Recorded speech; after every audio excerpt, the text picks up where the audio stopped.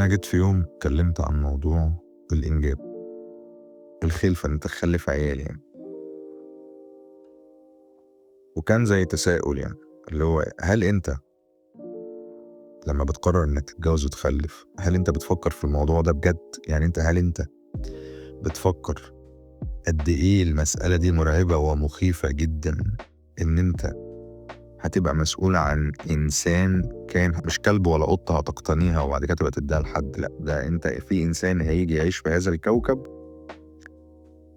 هيبقى مسؤوليتك اللي باقي من عمرك. يعني لو انت خلفته وانت عندك 25 سنة او 30 سنة، انت بقى لحد بقية السنين اللي فاضلة في حياتك انت مسؤول عن هذا الشخص.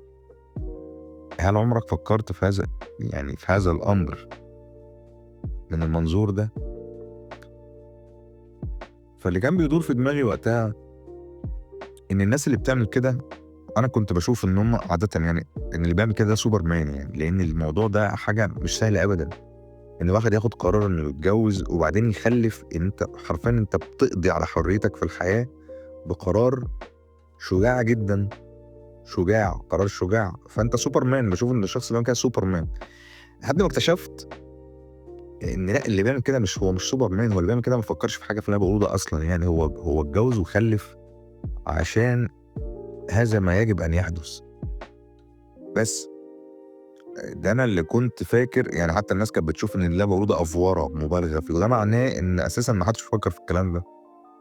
يعني لما حد يتجوز ويخلف عيال وبعدين مثلا يسمع هذا الكلام اللي انا بقوله ويقول ان انا مبالغ او مكبرها قوي، ده معناه ان هو ما فكرش في الكلام ده خالص.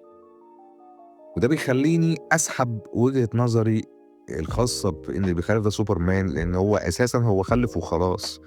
يعني هو ما فيش خطة، ما فيش رؤية معينة، طب هيجي، طب هيعيش ازاي، طب يعني انت ما عادش تفكر في الحاجات دي، انت خلفت بس، شكرا يا معلم. وتيجي بقى تشوف النوعيات دي من التجارب اللي الانسان بيشوفها بحياته، يعني بتلاقي في جوازات خلصت بطلاقات بخناقات مش عارف ايه. في النهاية بنسبة تتجاوز 95% الزوجة هي اللي بتتحمل نتائج هذا الأمر، مش الراجل.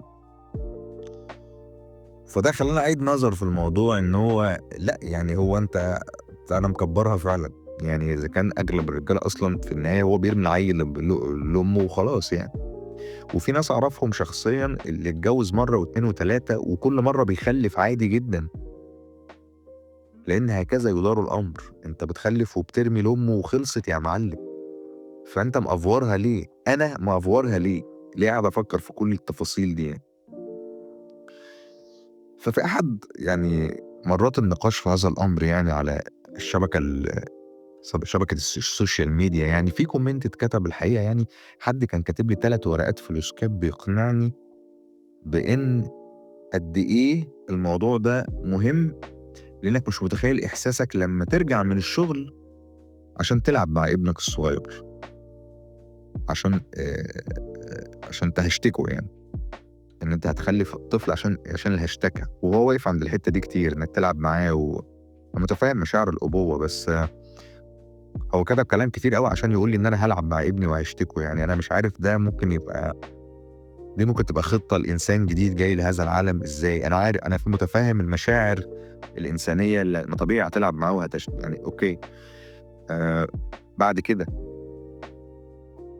كده بقى قال لي نقطه كمان مهمه جدا، وهي انك متخيل لما تكبر في السن وتعيش في شقة لوحدك وقاعد لوحدك كده. وطبعا المقولة الخالدة عند المصريين هو مين اللي هيناولك إزازة المية، اللي هي لازم تبقى بعيد. يعني وانت عجوز عادة مش هتبقى واخد إزازة المية جنبك، لازم هتبقى حاططها بعيد، فلازم يبقى في عيل تخلفه عشان يجيب لك إزازة المية.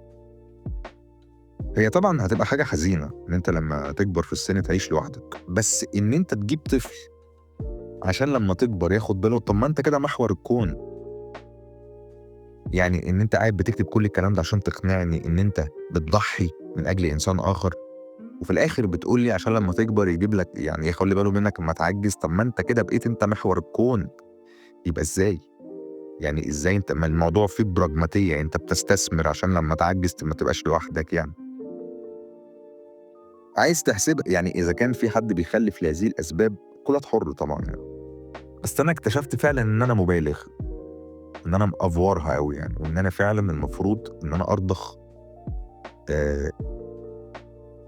للفكر البراجماتي، يعني هذه المثالية والملائكية المبالغ فيها ما لهاش مكان غير صفيحة الزبالة يعني. فأنا عندي أمل إن أنا يومًا ما هاتخلى عن هذه الأفكار، هاخلف عيل وهاشرب أحلى أزايز مَيّة إن شاء الله أمّا أعجز. Good night.